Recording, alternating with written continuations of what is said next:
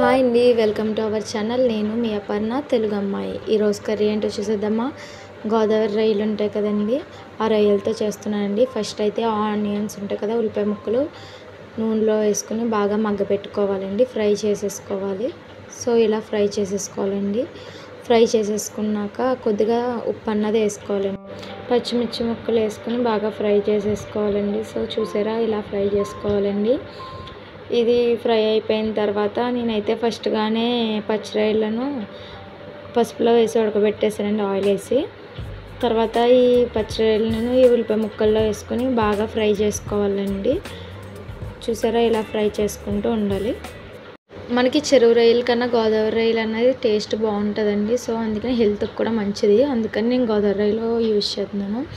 Next మామిడికాయ ముక్కలండి. మామిడికాయ ముక్కలు కూడా ఇందులో వేసేసుకుని ఫ్రై చేసేసుకోవాలండి. నేనైతే ఒక మ్యాంగో వేసానండి, ఒక మామిడికాయ.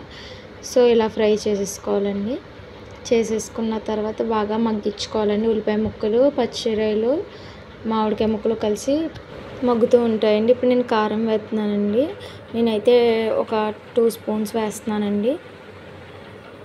మాకైతే సరిపోతుంది, కావాల్సిన వాళ్ళు వేసుకోవచ్చు. అది అయిపోయిన తర్వాత మళ్ళీ కలుపుకోవాలండి. ఈ మిశ్రమాన్ని మొత్తం బాగా కలుపుకోవాలండి, పచ్చివాసన పోయేంత వరకు. వెంటనే వాటర్ వేయకూడదండి, పచ్చివాసన పోయేంత వరకు ఇలాగా ఫ్రై చేసుకుంటూ ఉండాలండి. అప్పుడు పచ్చివాసన పోతుంది కారంది.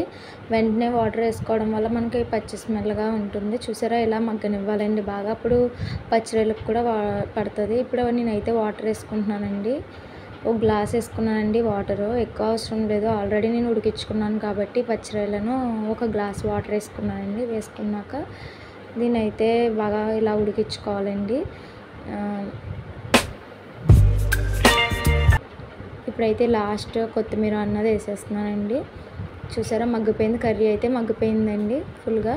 సో అందుకని నేను లాస్ట్గా గార్నిష్గా కొత్తిమీర అన్నది వేసుకుంటున్నాను అండి. ప్లీజ్ లైక్, షేర్, సబ్స్క్రైబ్ అండి, మర్చిపోకండి.